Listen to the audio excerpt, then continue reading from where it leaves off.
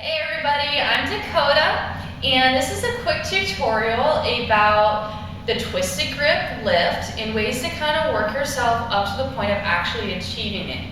Now this is a very, very difficult move, and it takes a lot of time and practice. It probably took me somewhere around a year to get, but I would just make myself practice it a couple times a week, just for a little bit every day, and eventually I've kind of got it. So these are some of the tips and tricks that I found helpful that helped me achieve, and hopefully some of them will be helpful to you.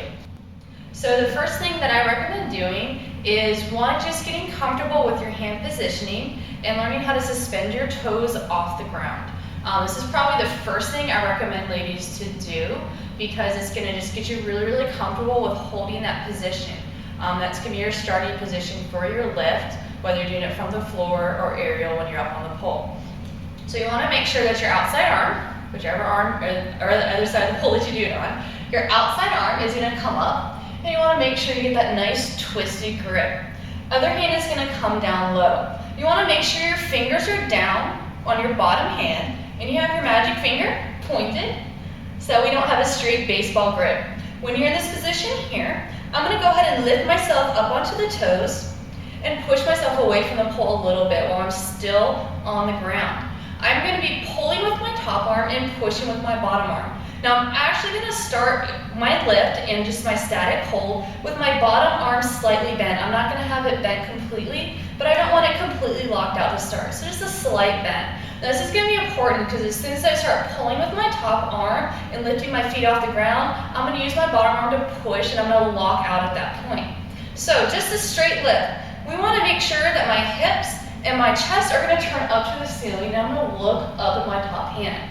If I try to do my lift with myself to the side, this is doable, but it's very difficult. So I recommend starting on your toes, turn yourself out, and then push with that bottom arm to lift your toes off the ground, and then come back down.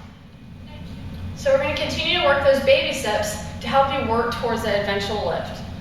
So again, just grip, and try and just suspend out and down.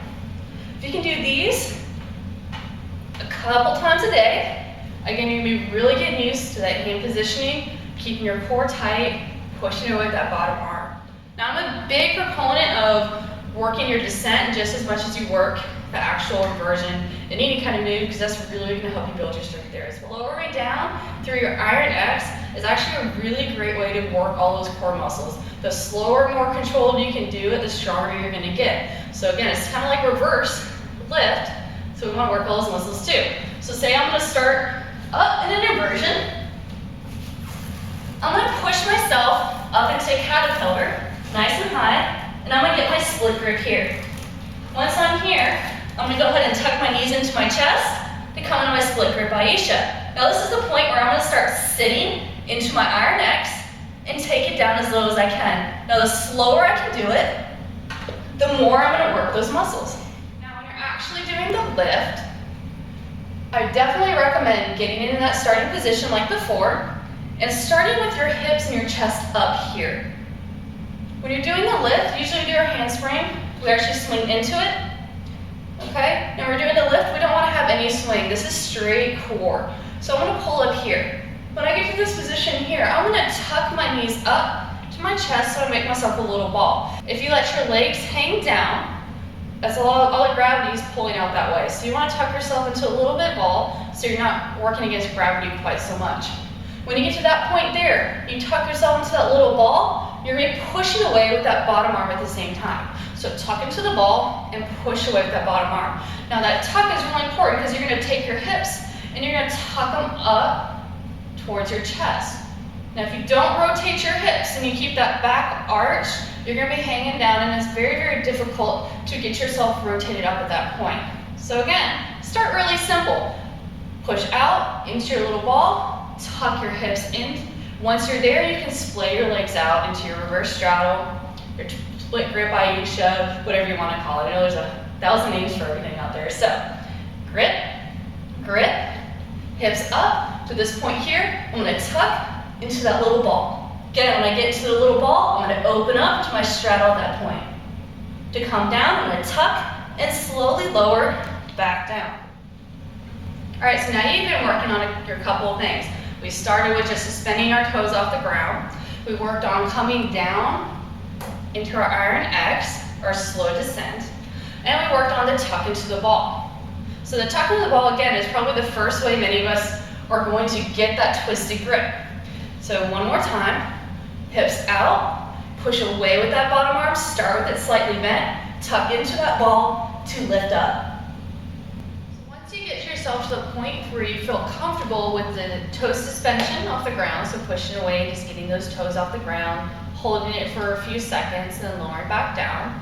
And once you also get really comfortable with the tuck into the ball, all right, and inverting up into your reverse straddle, we can start combining the two. And that's the toughest part for most people.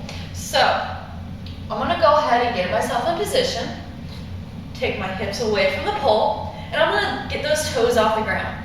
Once I get here, when I wanna invert, I tuck into that ball, really push away with that bottom arm at that point. That's the really, really important part to make sure we can get those hips up. So that bottom arm, that push, you don't wanna lock it out completely until we're ready to invert and tuck and get those hips up. That's the really crucial part for most people, is working on that hip rotation. So think about your pelvic tilts just from the ground.